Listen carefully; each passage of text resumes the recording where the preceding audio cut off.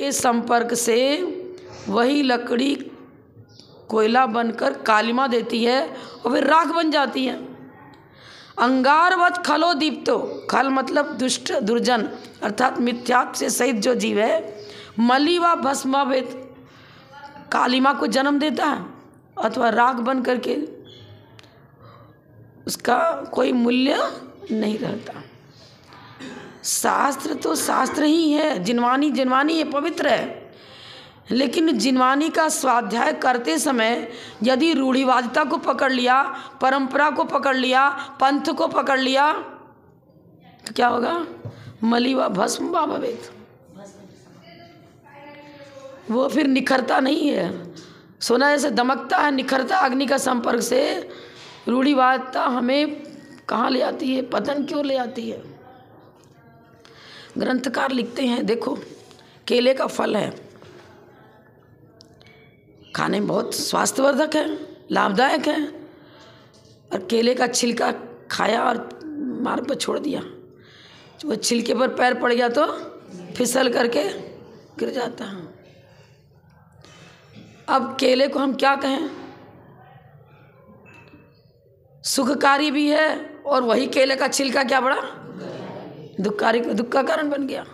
छिलका और अंदर का गुद्दा, एसेंस, माने हमें गहराई तक पहुंचना है।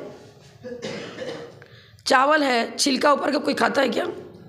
चावल पैदा हुआ, ऊपर का धान का जो ऊपर का छिलका रहता है बहुत कठोर होता है, और गले में अटक जाए तो और अटका ही रह जाए और क्या हो जाए कुछ पता नहीं, अनेक प्रकार के रोग पैदा हो सकते हैं। तो स्यादवाद अनेकांत, छिलका भी बहुत सारी चीज़ों का छिलका भी लाभदायक, ऐसी बात नहीं है, बस सब कुछ दृष्टांत तो दृष्टांत होता है। हमारे आचार्य बता रहे हैं जैन धर्म मिला, स्वाध्याय करो, स्वाध्याय से ही लौकिक सुख मिलेगा, पुण्य की वर्गणाएं, पुण्य का उदय आएगा, तत्व ज्ञान पूर्वक वैराग्य होगा, और वैराग्य पूर्वक जीवन संभलता है, मोक्ष मार्ग पर बढ़ता है, समझन की प्राप्ति होती है, साथ से पुण्य का अर्जन होता है। तो लौकिक सुख भी तो धर्मपूर्वक मिलेगा, पारलौकिक सुख भी धर्मपूर्वक मिलेगा, और मोक्ष सुख भी धर्मपूर्वक मिलेगा। मैं आपसे सबसे पहले पूछूंगी जैन धर्म किसे कहते हैं? गुणभद्राचार्य के श्लोक की व्याख्या, जैन धर्म किसे कहते हैं? एक बार और पूछा था मैंने, वही उत्तर फिर दे रहे हो आप।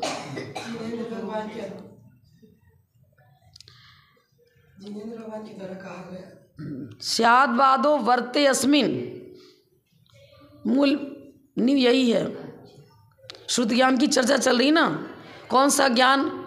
देखो औषधि लाए आप, बॉटल में औषधि है, शीशी में है, लेबल लगा हुआ है, इस प्रकार इसमें ये चीज़ है, इस प्रकार इसका सेवन करना चाहिए।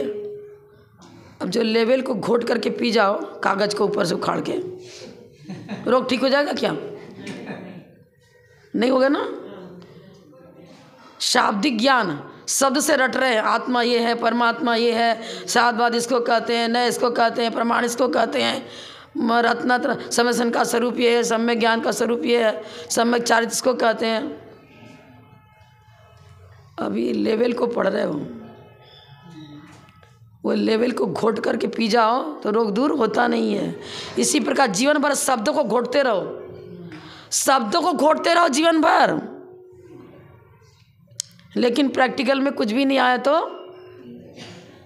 अब जिस प्रकार वैद्य ने बताया उस प्रकार औषधि जो शीशी में पैक है, उस औषधि का विधिवत सेवन करना पड़ेगा।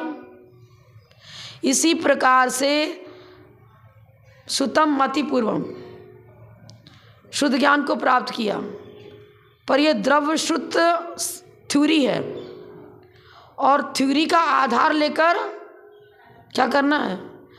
जो उसका संवेदन की परिभाषा तो पढ़ ली, सीख ली, जान लिया, लेकिन संवेदन के लिए बता अनंतान बंदी कसाय का निष्कासन होना, मिथ्यात्व का अभाव होना, उदय अभाव होना। अब जो मिथ्यात्व के आश्रय के कारण है उनको छोड़ा ही नहीं तो प्रैक्टिकल में कहाँ है? परिभाषा रटने से क्या मतलब हुआ? 6 अनायतन होते हैं, 25 दोष होते हैं, आदि सब समझ लिया। अहंकार ममकार 8 मद होते हैं, बच्चों को ही पढ़ा दिया, खुद भी ट्रेनिंग ले लिया अच्छे से, सारा द्वादशान रट गया। अभी तो सीसी के अंदर जो दवा है उसका सेवन नहीं हुआ, अभी शब्द ज्ञान चल रहा है, थ्योरी थ्योरी थ्योरी। और थ्योरी में 100 नंबर आ गया, अब प्रैक्टिकल में 0 आया तो उस विद्यार्थी को अगली कक्षा में नहीं भेजते, फेल कहलाता है वो। तो कम से कम पास मार्क्स दोनों में तो आओ। प्रैक्टिकल में कम से कम पास मार्क्स, साइंस के विद्यार्थी को तो प्रैक्टिकल जरूरी है, डॉक्टर है चाहे कुछ भी इंजीनियर बन रहा है, प्रैक्टिकल जरूरी है। प्रैक्टिकल क्यों, थ्योरी कुछ काम की नहीं। बस मोक्ष मार्ग में भी इसी तरह है। छिलका तो हो गया केले का छिलका, मिथ्यात्व हमेशा पतन की ओर ही ले जाएगा। छिलके के अंदर है ना केला, ये छिलका शरीर, समझ में आया ना। द्रव्य कर्म, नो कर्म, भाव कर्म, जो भी ले लो। और मोक्ष फल को प्राप्त होने, मोक्ष तो कोई अलग से कोई चीज़ नहीं, कोई बोलते हैं दृष्टांत देकर के मोक्ष फल, लेकिन मोक्ष कोई अलग से जीव द्रव्य को छोड़कर कुछ भी नहीं है। कृत्य काल में निकल गई, आत्मा पूर्णतः विशुद्ध हो गई, ऊर्ध्वगमन हुआ क्योंकि हल्कापन आ गया। तत्वासुत में पड़ा होगा, एरंडी का बीज चटकता है ऊपर जाता है, और तुमड़ी के ऊपर जब तक मिट्टी लिपटी हुई है तब तक वो नीचे डूबता है, हट गई मिट्टी, हट गई तो ऊपर आता है। कृत्य काल में हटते ही ऊर्ध्वगमन होगा। तो हम अपने शुद्ध आत्म तत्व के स्वरूप को समझें और समझ करके तद्रूप परिणति को बनाएं। कम से कम अनंतान बंधी कसाय छूटनी चाहिए। अब आपको सभी चाहते हैं, सब समझते हैं, पर हो नहीं पाता, द्रव्य दृष्टि नहीं है। द्रव्य दृष्टि जब तक नहीं रहेगी तब तक बात बात में कसाय उभर जाएगी। अरे कोई कारणवश ऐसा हुआ, आपने कुछ आज्ञा दी, सामने वाला उस समय नहीं सुन पाया, तो उसको रिपीट करो, भाई आप बैठ जाओ, यहाँ आ जाओ, रख जाओ, या उसको जब तक विषय समझ में नहीं आया तब तक बार रिपीट करो। अब हर का क्षोभसम एक जैसा थोड़ी होता है, हर की इंद्रियाँ हर प्रकार सक्रिय नहीं होती हैं, लेकिन एक बार कहोगे, 2 बार, 3 बार कहने के लिए आचार्यों ने भी आज्ञा दी है और सिद्धांत भी यही है। एक बार में नहीं सुनता तो दोबारा कह दो, तिबारा कहो, तब नहीं सुने तो आप एक्शन लेना, भाई सुना क्यों नहीं, माना क्यों नहीं। वो कोर्ट में भी 3 बार पूछा जाता है ना, अपराधी से अपराध पूछा जाता है, एक बार बता दिए सारे अपराध, अच्छा हमने ठीक से नहीं सुना, फिर बताओ। अब यदि वैसा का वैसा बता रहा है समझ लो कि कुछ सच्चाई है, और कुछ उलट पुलट हो रहा है तो कुछ ना कुछ है, मायाचारी है। तीसरी बार अभी कुछ पूरा क्लियर नहीं हुआ, फिर से बताओ। अब 3 बार। अब विद्यार्थी को भी अधिक से अधिक हम गुरु क्या करेंगे, 3 बार मार्गदर्शन करेंगे। उसके बाद नहीं मान रहा है तो साइलेंट, ठोकर खा के अपने आप सुधरेगा। किसी को बार बार गलतियाँ हो रही तो ठीक है, 1 बार कहा, 2 बार कहा, 3 बार, फिर साइलेंट हो जाओ। फिर उसको स्वयं फीलिंग होनी चाहिए। अगर स्वयं फीलिंग जब तक नहीं हो रही तब तक छोड़ दो। पानी में तेज प्रवाह आ रहा है, आप चाहो कि उस प्रवाह को हम मोड़ के इधर ले आए, जिधर की हवा चल रही, वेग चल रहा है, उस वेग को चाहो कि मोड़ कर इधर ले आए, नहीं ला सकते। आचार्य शांति महाराज के जीवन में लिखा है, तैरना सीख रहे हो, अब तुम चाहो कि हम इधर जाएं, इस दिशा में जाएं, और पानी का वेग उस दिशा में है, नहीं जा सकते, नहीं जा सकते। जब तक अनंतान बंधी कसाय का वेग चल रहा है, मंद उदय होगा। स्थिति अनुभाग जो उत्कृष्ट 70 कोड़ाकोड़ी सागर की स्थिति को लेकर के है, प्रभाव नहीं पड़ेगा। पहले उसकी अंदर लेशाओं की विशुद्धि का मतलब इस प्रकार का प्रथमान योग उसको बताएगा कि भाई इस तरह से कहानी किस्सा के द्वारा किस तरह से उसको मतलब धर्म की और उसकी रुचि को जागृत करना। जब धर्म की ओर रुचि जागृत होगी तब वो उसके अंदर यो योग्यता आएगी कोई समस्या को प्राप्त कर सके। अशुभ लेशिया पूर्वक अंतान बंदी कसाय का तीव्र उदय चल रहा है, कोई उपाय नहीं है। ज्ञानावरण कर्म का तीव्र उदय है तो कुछ नहीं होगा। एक कथानक मिलता है ज्ञान आवरण कर्म की तीव्र उदय की चर्चा में छोटे से दृष्टांत पूरा कर लेती हूँ। एक बालक था, उसका नाम था भीम। वो भीम केवली मत समझ लेना, भीम था। अब पिता तो स्वर्गवास हो चुका था, माँ ने पालन पोषण करके उसको बड़ा किया, लेकिन पाप कर्म का तीव्र उदय था। स्कूल जाया तो कुछ लाभ नहीं, फेल हो जा रहा, परीक्षा में फेल, कुछ माथे पे विद्या चढ़ ही नहीं रही है। अब माँ वृद्ध हो गई, बोले अब तो तेरे को कमा के खाना पड़ेगा, मैं कब तक खिलाऊंगी तेरे को। कुछ सुने ही नहीं, ना कोई लौकिक कार्य करे, ना घर को संभाले, ना दुकानदारी संभाले, ना पढ़े ना लिखे, कुछ नहीं करे, योग्यता ही नहीं है। फिर क्या हुआ, कहा कि अब तो तू तेरे निकल, घर से निकल जा। थोड़ा डांटना ही पड़ता, निकाल, और सही में निकल गया घर से। अब भूख प्यास की वेदना कहाँ, अब तो कौन खिलाएगा। जंगल में गया, लकड़ी काट रहा है, बेच रहा है, सब कर रहा है। एक मुनि महाराज उसी वन प्रांत से निकले, मेरे पास तो थोड़ा फटा हुआ कपड़ा भी है, इनके पास तो कुछ नहीं है, तो हमसे ज़्यादा दरिद्री मालूम पड़ते हैं, ये तो मेरे से भी ज़्यादा दुखी और दरिद्री हैं। तब तो नंगे हैं, कपड़ा भी नहीं इनके शरीर पर बड़ा चेहरा में बड़ा तेज है, कुछ क्या है मुद्रा, चेहरे से तो दुखी नज़र नहीं आ रहे हैं। है कौन, परिचय तो लेना इनका। वो लकड़ी को काटा छोड़ दिया, पीछे पीछे चलने लगा। नगर में गए मुनिराज, बड़े बड़े सेठ साहूकार, बड़े बड़े सब लोग, हे स्वामी नमोस्तु नमोस्तु पड़गान कर रहे, सब कर रहे। अरे अब चमत्कारी दिखता है, तो पीछे पीछे चलता गया। अब विधि नहीं मिली, कई चक्कर लग गया, लोग पीछे पीछे वो घूम ही रहा था। लोग समझे साथ का कोई शंका होगा। अब जहाँ पर आहार हुआ उनका, विधि मिल गई, तो खड़ा रहा, देखता रहा। अरे बर्तन में भी खाते तो हाथ में खा रहे, क्या है क्या नहीं, कुछ सब कुछ मतलब अनहोनी सा नजर आ रहा। उसको कभी देखा नहीं, कभी जाना नहीं, कभी सुना नहीं, तो चमत्कार देखता रहा बैठा बैठा। अब उनका आहार हो गया तो कमंडल उठाए चल दिए, और ये वहाँ खड़ा रहा, सोचा कि हमको भोजन मिल जाए। तो लोगों ने सोचा भाई साथ का व्यक्ति है, चलो अच्छा से अच्छा। महाराज ने तो क्या किया था, सब मिष्ठान पकवान सब निकाल दिया, रूखी रोटी दाल चावल खा के आ गए। वो सोचे ये कैसे पागल है, ये सब निकलवा देते हैं, तो रूखी रोटी खा के आ रहे हैं, तो दिमाग लगता है सही नहीं है इनका। अंदर में विचारधारा उसकी अलग ही तरह चल रही। पर उसको कहा भोजन करो, तो वो तो सब रखा लिया, जो खाना था सब आराम से खा पी के मस्त हो गया। सोचा चलो इनका ही साथ पकड़ो, क्योंकि इनका सहारा लेने से आज मुझे अच्छा भोजन मिला। चलो चल दिया। अब ढूंढते ढूंढते पहुंच गया महाराज के पास, जंगल में इधर ही उधर कहीं तो मिल गए। महाराज आपकी शरण में रहना चाहता हूँ। देखो कुछ भी हो, पाप का तीव्र उदय होता, आदमी की परिणति कैसी हो जाती है। लेकिन था भव्य अवधि ज्ञानी मुनिराज से समझ गए कि निकट भव्य है।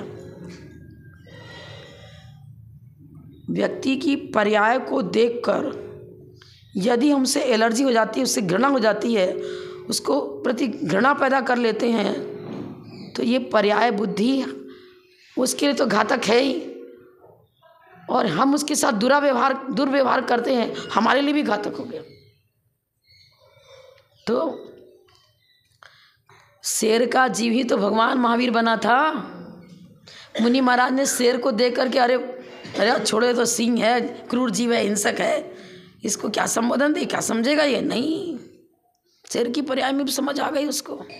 अब ज़्यादा दुख झेलना पड़ा ना, तो इस बालक को इसको भी समझ में आ रहा है। मुनिराज ने कहा देखो मेरे ऐसा बनना पड़ेगा, केस लोच करना, ये करना, सब बता दिया, पूरी विधि बता दी, ऐसा करना वैसा करना। अब ठीक है महाराज, करूँगा सब, जो आपको सब करूँगा, उपदेश मत करना, नहीं करूँगा, बोलना मत, अभी आता कुछ नहीं है, मौन से नमोरियंतरम जो भी सिखा दिया, कहीं कहीं आता तुष्मास भिन्नम, ये सिखा दिया जो भी हो। अब बाल कोई आहार को वो भी निकलना पड़ा, मुनि बन गया तो आहार को निकलना पड़ेगा। निकला तो देख रहा कि वो महाराज ने कहा था तुष्मास भिन्नम, तुष माने छिलका, भी छिलके की बात, छिलका अलग है और दाल अलग है, पर वो तुष्मास भिन्नम बोलते भूल गया था, और देख के याद आ गया कि अरे वही काम तो कर रही है, छिलका अलग करी हो ना। अब पूछ तो लूँ क्या कर रही है, तो माँ तुम क्या कर रही, संस्कृत में प्राय करके लोग बोला करते। तो उसने कहा कि मैं छिलके को अलग कर रही हूँ, उस दाल को अलग कर रही हूँ। तुष्मास भिन्नम, अरे तुष्मास भिन्नम, तुष्मास, यही तो मेरे को गुरु ने सिखाया था। अब मौन खुल गया तो आहार कर नहीं सकती, लौट गया, बैठ गया ध्यान करने को। तस्मात् भिन्नम, शरीर तो शय अलग है, आत्मा अलग है, शरीर अलग है, आत्मा अलग है, केले का छिलका अलग है, केला अलग है। करते करते पता नहीं कुछ पूर्व भाव का कुछ तत्व ज्ञान, इस भाव में तो कुछ किसी के ज्ञान में बाधा डालेंगे ना। कोई ज्ञानार्जन कर रहा है और उसकी कैपेसिटी अच्छी है और वो पढ़ भी रहा है, लिख रहा है, और मान लो दूसरा व्यक्ति सोचता अरे ये बहुत ही इसी को सब चाहते हैं और इसी का गुणगान करते हैं, और गुरु महाराज तो खाली इसको ही महत्व देते हैं, हमें तो महत्व देते नहीं। अरे आप क्या हो गया, जेलसी, पर्याय बुद्धि, क्या हो जाएगा। जो हमारा ज्ञानावरण कर्म है वो पहले मान लो लाइटली भी हो तो अब तीव्र बंद हो जाएगा। दूसरे का उत्थान देख करके यदि हम दुखी होते हैं तो मेरे मिथ्यात्व की भूमिका भी संभव है, अनंतान बंदी की भूमिका भी संभव है, और गिरावट हर प्रकार से संभव है। उस समय भगवान से प्रार्थना करना, भगवान जैसे ये पढ़ लिख रहा है, कब मेरा भी ऐसा समय आए जब मैं भी इस तरह ज्ञानार्जन कर सकूं, मेरे भी ज्ञानावरण कर्म का क्षोभसम बढ़े। हम तो हमेशा कहते हैं हम वर्तमान योग में अंगूठा छाप है, मुझे तो कुछ आता ही नहीं है। सही में कभी भी आप आदिनाथ भगवान का जीवन परिचय कुछ भी हमसे पूछो तो हम अटक के थोड़ा बहुत बता पाएंगे, नहीं बता पाएंगे। किसी भी भगवान का जीवन चरित्र पूछो, मैं वर्तमान योग को मतलब अब जानते तो है महत्वपूर्ण है, लेकिन अभी तक अध्ययन नहीं कर पाया, तो उसमें मेरा प्रोग्रेस नहीं है। तो हम बोलते हैं भाई माता जी के पास जाओ, दोनों छिलका माता जी के पास जाओ, ये आपको सही उत्तर दे पाएंगे, हम नहीं दे पाएंगे। तो फिर हम ये थोड़ी करेंगे कि अब क्या करना, कुछ भी आंसर दे देना मन को, नहीं।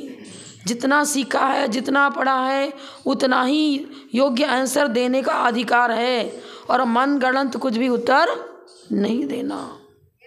योग्यता नहीं है तो कह देंगे भाई मुझ में योग्यता नहीं है, मुझे गणित नहीं आता है। ठीक है, मैं गणित पद प्राप्त कर लिया, पर गणित वाला प्रश्न हम सॉल्व नहीं कर पाएंगे।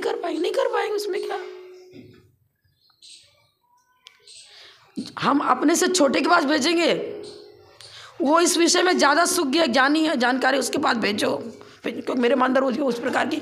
अब आँख का स्पेशलिस्ट आँख का इलाज करेगा, कान का स्पेशलिस्ट कान का इलाज करेगा, दांत का स्पेशलिस्ट वही इलाज करेगा। अब मैंने अपने गुरु के पास रुचिपूर्वक जिसका अध्ययन किया है, मेरा विषय वही है, हम अन्य विषय को कैचअप नहीं कर पा रहे हैं। ये है स्यादवाद, ये है अनेकांतवाद। भाई डाउन नहीं हुए आप।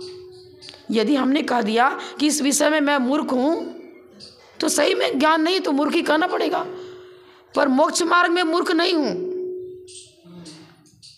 क्योंकि सरलता और स्वच्छता है, अहंकार और ममकार नहीं है। उसने एकाग्रता करी और केवल ज्ञान की प्राप्ति हो गई। बताओ, शब्द ज्ञान नहीं रहे तो कोई घाटा नहीं। शब्द ज्ञान सीसी पर लगा लेवल है, बताया था ना मैंने। अगर इसमें कुछ कमी आ रही तो कोई तकलीफ नहीं। स्व और पर की जानकारी होनी चाहिए। हिताहित प्राप्ति परिहार समर्थन में ज्ञानम तत्व ज्ञान में तत्व। हित की प्राप्ति, हितकारी तत्व क्या है? सम्यक ज्ञान, सम्यक चारित्र, शुद्ध आत्म तत्व की बोध होना। तो थोड़ा बहुत तो द्रव्य का श्रुत का सहारा लेना ही पड़ेगा। अब कोई संक्षेप बुद्धि वाला होता है, कोई मध्यम बुद्धि वाला, कोई विस्तार बुद्धि वाला होता है। तो संक्षेप में उसको ये सिखा दिया था कि छिलका अलग है और आत्मा अलग है, तो उसी से उसने अपना कल्याण कर लिया। पतंग उड़ाते हो, धागा हाथ में है, तो धागे के सहारे पतंग बहुत ऊंचाई तक चला जाएगा। इसी तरह जिनवानी का एक शब्द भी गहराई तक उतर गया जीवन में, तो क्या होगा? वो सूत्र, तत्वार सूत्र लिखा। सूत्र किसे कहते? जिसमें अर्थ गहरा हो, गंभीर हो, शब्द थोड़े हो। तो वो देखो, अच्छा ने ये भी बताया, द्रव्य श्रुत तो ढाल है और भाव श्रुत तलवार है। सैनिक युद्ध स्थल में गया, ढाल क्यों रखता है? विपक्ष शत्रु पक्ष का वार मेरे शरीर को छत विछत न करे। कवच पहन लेता है जिससे शरीर छत होता। लेकिन ढाल पहनने मात्र से द्रवशुद्ध ढाल है, वो तो हमने पूरा रट लिया, धर्मेश्वर रट लिया, नियम सब रट लिया, लेकिन जो प्रक्रिया बताई है कि अनुव्रतों को धारण करो, पंचेंद्रिय विषय भोगों का त्याग करो, उससे अनुराग छोड़ो, वो राग द्वेष नहीं छूट रहा है। तो राग द्वेष नहीं, भावश्रुत नहीं है इसका मतलब। भावश्रुत वैराग्य को जन्म देगा, तत्व ज्ञान को जन्म देगा, पंचेंद्रिय विषय भोगों से विमुख करेगा। तलवार अनंतान मंदी का सहाय क्या? उन्मूलन, जड़ से उखाड़ के फेंका। अप्रत्याख्यान का उन्मूलन, उन्मूलन माने शस्त्र चाहिए ना। क्षमा शस्तम करे अस्य दुजना किम वरिष्यति अत्र पत्तो वहनी स्वयमेव साम्यति। चारित्र गुण की एक ही पर्याय की व्याख्या सुन लो आप तो। चारित्र जरूरी है, मोरल जीवन में आना चाहिए, क्योंकि ज्ञानार्जन इसलिए किया कि पाप का क्षय हो, पाप से बचें। रटंत विद्या कुछ सहकारी कारण है, पर सहकारी को सहकारी के रूप में रखो, उपादान को उपादान के रूप में। उपादान को जागृत करने के लिए सहकारी का उपयोग किया था, इस्तेमाल किया था, पर वो किया ही नहीं तो क्या होगा? क्षमा शस्त्रम करे यस्य दुर्जना किम करिष्यति। एक खाली क्रोध कषाय को जीत लिया। उदाहरण क्या दे रहे हैं? माचिस लगाई, अग्नि को पृथ्वी पर डाल दिया, अब वो घास फूस है ही नहीं, तुरंत बुझ जाएगी। इसी तरह आत्म कक्ष में देख लो, यदि अंतरंग में क्रोध, मान, माया, लोभ, राग, देश, सूखे पत्ते, कचरा खूब ठचा भरा पड़ा हुआ है, तो क्या होगा? हल्का सा निमित्त भी प्रलयकाली दृश्य पैदा कर देगा, क्योंकि अंदर में तो भरा पड़ा है। और अंत कक्ष में निर्मलता है, कषाय का कचरा नहीं है, सूखा घास कहो, कागज कहो, पत्थर कहो, कोई वो नहीं है। तो भारी से भारी निमित्त मिला, बार बार डालते रहे पृथ्वी पर अग्नि, बार बार डालते रहे, बार बार क्रोध को जागृत करने के बाद निमित्त मिलता रहा, लेकिन कोई ईंधन है ही नहीं अंदर। किसको जलाए? ईंधन ही नहीं तो अग्नि क्या करेगी? अंतरंग में यदि समता भाव है, और समता भाव पर्याय बुद्धि, अरे ये गाली दे रहा है तो मेरे कुछ पाप कर्म का उदय होगा, तो निरपराध भी मुझे अपशब्दों का प्रयोग मेरे लिए कर रहा है। चिंतन पॉजिटिव है, चिंतन पॉजिटिव यदि है, आगम के अनुकूल चिंतन चल रहा है, इसी चिंतन ने तो पार्श्व प्रभु को भगवान बना दिया। कमठ को चाहते थे 1 मिनट में उठा के पटक देते, मार डालते थे, ये चित है। और ससुर ही गजकुमार मुनि की खाद जिससे शादी, ससुर ही अग्नि जला दिया, सिर पर सिकड़ी जला दिया। क्यों भाई? रिश्तेदारों के ऐसा करते हो? कुछ नहीं, पूर्व भाव का पाप कर्म का उदय, शांत भाव रखा। और यही शांति क्या करेगी ना, जीवन को स्वर्ग में सुख में बना देगी। अगर जैसे कि उस समय आप ये चुप लगा के ना, नहीं बोला, कुछ नहीं किया, तो जो गाली देने वाला खुद थिंकिंग करेगा, अरे मैंने फालतू इसको बोल दिया, बेचारे को नहीं बोलना चाहिए था मुझे। ऐसा आता है। गांधी जी के ना एक व्यक्ति पीछे लग गया था कि बड़ा इनका ही नाम हो रहा है, यही कोई अहिंसा परमो धर्म के अनुयायी है क्या, यही सब कुछ है क्या, सब गांधी जी की बात मानते हैं, सब ये करते हैं। इसको कुछ ना कुछ डाउन करना चाहिए इस व्यक्ति को। गालियों से भरा हुआ बहुत सारा पेपर इकट्ठा किया, खाली गांधी जी की बुराई है, मनगढ़ंत कुछ भी। आदमी सज्जन के ऊपर भी दुर्जनता लाद देते हैं, लादना अलग चीज़ है। अब कर दिया, अब उनके टेबल पर रख के चला गया। वो टेबल पर आया, देखा इसमें कोई उपयोगी तत्व नहीं है, फाड़ करके उसमें एक आलपिन लगा था, वो आलपिन रख लिया अपने पास और कचरे में, डस्ट में डाल दिया उसको। फिर कुछ समय के बाद वो आया, मैंने एक पेपर रखा था, उसका आपने पढ़ा क्या? अरे हाँ, आपसे तो बहुत मुझे लाभ मिला। क्या लाभ मिला? अरे मेरे को आलपिन की ज़रूरत थी, आपने मुझे आलपिन दिया था, वो आलपिन मेरे दूसरे काम में आ गया, तो आपका परमोपकार मैं हमेशा मानता रहूँगा। आप बहुत भद्र परिणामी हो, आपने समय पर मुझे कोई वस्तु दे दी, जिस वस्तु का अभाव हो उसका समय पर मिल जाना, ये तो सज्जनता ही है, ये आपका उपकार ही है। उसका सिर नीचे हो गया, क्या करें, कुछ नहीं चलेगा। कृष्ण जी ने कुत्ते के अंदर घिनौना, पूरे कहानी सुनाएंगे बहुत टाइम लग जाएगा। गुणग्राही थे कृष्ण जी। अब कह रहे गुणग्राहकता कहाँ, देखते देखते कैसे गुणग्राहकता इनमें है। वो इंद्र आ गया वेश, कोई मतलब देव आ गया वेश बदन करके इनकी परीक्षा लूँगा। घिनौना कुत्ता बनकर खड़ा हो गया राजमार्ग पर, और राजमार्ग से तो निकलते ही है, राजा है, अपने रथ में निकला, अपने सवारी के साथ, अपने परिजन पुजनों के साथ निकल रहे थे कृष्ण जी, और अपने वाहन पर सवार थे। दुर्गंध, चारों तरफ से दुर्गंध, क्या हो रहा है ये। तो कर्मचारी को कहा, क्या कहाँ गंदगी है, अरे कुत्ता है, इसके यहाँ से हटाओ इसको। इनके सहपाठी लोग कहते हैं भैया व्यवस्था बनाओ, राजा महाराजाओं की राजभवन में ऐसी गंदगी नहीं होनी चाहिए। उसको हटा दिया। हटाने के बाद बहुत दूर तक ले गए, लेकिन वो तो 5 मिनट के अंदर फिर वही कुत्ता नजर आ रहा। उसको हटा रहे, फिर वही कुत्ता नजर आ रहा। अरे कैसे जल्दी आ जा रहा इतना। कृष्ण जी ने कहा, क्या कहा, इसके दांत कितने सुंदर हैं, देवोपुनीत दांत नजर आते हैं इसके। तो वो ना घृणा कर रहे हैं, ना चेहरा बिगाड़ रहे हैं, ना कुछ निंदा कर रहे हैं, कुछ भी नहीं कर रहे हैं। और उनके सहपाठी लोग गरजना चिल्लाना, क्या सफाई नहीं करते तुम लोग, क्या करते हो सब कर रहे। गुणग्राहकता, इंसान चाहे शेर हो, बाघ हो, चीता हो, हिंसक जीव कोई भी हो, सब में किसी न किसी में दुर्गुण ज़्यादा है, किसी में सद्गुण ज़्यादा है, लेकिन गुण तो सब में ढूंढने पर मिल ही जाएंगे। वो शेर के अंदर भी अवधि ज्ञान से जाना था कि ये तीर्थंकर बनने वाला, वो तीर्थंकर बंद की योग्यता उसके अंदर समझ करके ही उसको संबोधन किया और फिर भगवान महावीर बन गया। पापी से घृणा नहीं करना, पाप से घृणा करना, और दूसरे से घृणा नहीं करना। सबसे पहले अपने अंदर जो दुर्गंध को जन्म देने वाले अवगुण बैठे हुए हैं, अज्ञान, मोहांधकार, मिथ्यांधकार, मोहांधकार सबसे बड़ा जबरदस्त, वो हमारे जीवन को पतन की ओर ले जा रहा है।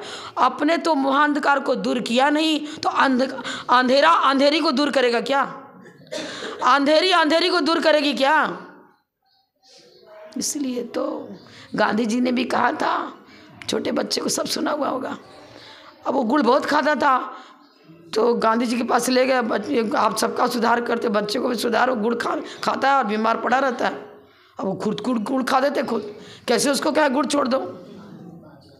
कहा ठीक है, आप 5-7 दिन के बाद आना। तो 6 महीने के लिए गुड़ का त्याग कर दिया, जितने के लिए त्याग किया त्याग कर दिया। अब दोबारा वो आया, एक बार कहने से असर पड़ गया। हाँ बापूजी आप सही कहते हो, मेरी मम्मी बोलती, पर मेरे मन तो आपकी बात ज़रूर मानूंगा और मैं गुड़ नहीं खाऊंगा। तो देखो जब तक पूरे स्वस्थ नहीं रहते तब तक के लिए गुड़ खाना बंद करो। हाँ नहीं खाऊंगा।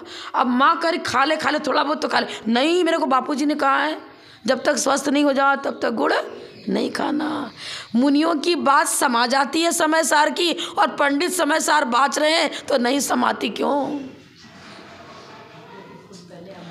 उन्होंने अपने जीवन को पहले सुसंस्कृत कर लिया है। उजाले से ही उजाला मिलेगा। दीपक स्वयं प्रकाश में है तो पूरे कक्ष को उजाला कर रहा है। जब तक मेरा स्वयं का जीवन सुसंस्कृत नहीं होगा, प्रकाश में नहीं होगा, रत्नत्रय की ज्योति यदि अंतरंग में प्रज्वलित नहीं है, तो हम दूसरे के अंतःस्थल में भी रत्नत्रय का बीजारोपण नहीं कर सकते। त्याग और वैराग्य होना चाहिए। तो शास्त्राग्नव मणिवत, शास्त्र ही अग्नि है। अब अग्नि तो है, अग्नि भोजन भी पकाती बताया था और मकान भी जला देती है। इसके अर्थ का अनर्थ करोगे। रूढ़िवादिता, परंपरा, ये 13 पंथ, ये 20 पंथ, ये परंपरा, वो परंपरा, क्रियाओं को ही मिथ्यात्व और सम्यत का कारण बता देते हैं। क्रियाएं मिथ्यात्व और सम्यत का कारण नहीं है। क्रियाओं के अवलंबन लेंगे। यदि कोई भी क्रिया हो, यदि विवेक पूर्वक हो रही है, आगम की परिप्रेक्षा में हो रही है, तो आपका उत्थान करेगी। और आगम की परिप्रेक्षा में है लेकिन आपको उससे एलर्जी है और फिर उसकी निंदा करते हो, तो क्या हो जाएगा, आगम का उल्लंघन, जिनवानी का उल्लंघन। आप चावल ही चढ़ाओ, पीला चावल ही चढ़ाओ, पुष्प मत चढ़ाओ, दीपक मत जलाओ, कुछ भी जो हरा फल मत चढ़ाओ, कुछ क्रियाओं से ना मिथ्यात्व ना सम्यक। सम्यक सीकर जाना, चाहे ट्रेन से जाओ, चाहे एरोप्लेन से जाओ, चाहे 2 व्हीलर से जाओ, चाहे पैदल जाओ, आप जाओ, लक्ष्य वही समीचीन होना चाहिए। स्याद्वादो वर्ते अस्मिन्, सबसे पहले ये ये आपके जीवन को बाउंड्री लगाएगा। हमारा चिंतन कैसा, हमारा मथन कैसा, हमारा जीवन कैसा, ये सिखाएगा। पक्षपातो न विद्यते, पक्षपात मत करो। ये गुरु मेरे नहीं है, इनको तो नहीं बुलाऊंगा। पक्षपातो न विद्यते नास्मि परपीडनम यस्मिन, मेरे निमित्त से किसी की आत्मा दुखी न हो। दुखी मतलब भाव प्राण का उच्छेद, समझ में आ रहा है ना। भाव प्राण के उच्छेद, पूरा द्रव प्राण का उच्छेद तो ठीक है। अब कोई बेटा आपका शराब पी रहा है, हम तो उसको दुखी नहीं करेंगे, पीने दो। अरे वाह, बारे वाह, उसको चाटा लगा करके भी, बंद करके भी, दंडित करके बस में करेंगे ना, बुरे काम छुटकारा दिलाएंगे। अब सबसे ज़्यादा द्रव्य हिंसा कहाँ होती है? 1 मिनट और लूँगी मैं। सबसे ज़्यादा द्रव्य हिंसा कहाँ होती है? कौन बताएगा? सब लोग पढ़े लिखे बैठे हुए यहाँ, तो कहाँ होती है? कौन करता है? कहाँ होती है? अरे हाँ, छपक श्रेणी चढ़ने वाले मुनिराज जो शुद्धोपयोग की भूमिका में जा रहे हैं, 8वें से 9वें, 9वें से 10वें से 12वें में जाने की तैयारी में है। श्रेणी आरोहण में क्या होता है? ये औदारिक से परमौदारिक बनना है। तो जो सब धातु है उसके अंदर रहने वाले जो निगोद सूक्ष्म जीव हैं, उन जीवों से रहित होना है। तो वो जितनी जितनी विशुद्धि बढ़ती है, उतनी उतनी तेजी से गुणाकार रूप से वहाँ द्रव्य हिंसा हो रही है, पर हिंसक नहीं है, क्योंकि प्रमत्त योगात प्राण प्रपणम हिंसा। द्रव्य हिंसा इतनी ज़्यादा हो रही, पूरा स्फटिक के समान शरीर हो जाना है, सब धातु विवर्जित। शुद्ध स्फटिक संकाशम तेजो मूर्तिमयम प्रभु जायते क्षीर दोषस्य, सब धातु विवर्जित। अब सब धातु से रहित होना है। तो द्रव्य हिंसा होते हुए भी वो परम अहिंसक हैं। जहाँ जहाँ द्रव्य हिंसा है वहाँ वहाँ भाव हिंसा हो भी सकती है और नहीं भी हो सकती है। लेकिन जहाँ भाव हिंसा है वहाँ तो द्रव्य हिंसा भी है। जहाँ जहाँ धुआं है वहाँ वहाँ तो अग्नि है, लेकिन जहाँ अग्नि वहाँ धुआं हो भी सकता है और नहीं भी हो सकता। सिद्धांत को समझना, इसलिए तो सबसे पहले जैन धर्म की परिभाषा में डाल दी स्याद्वादो वर्तेस्मिन्। समझो इस मेथड को।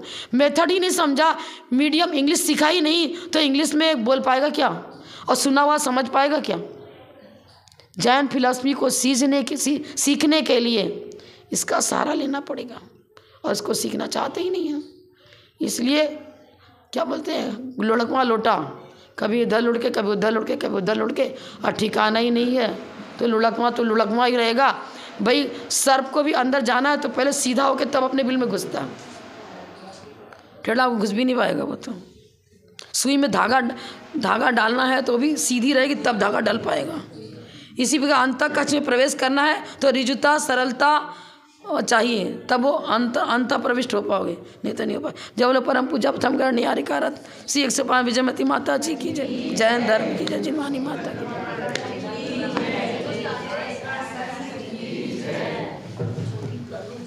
बोले यार कवि माता जी की।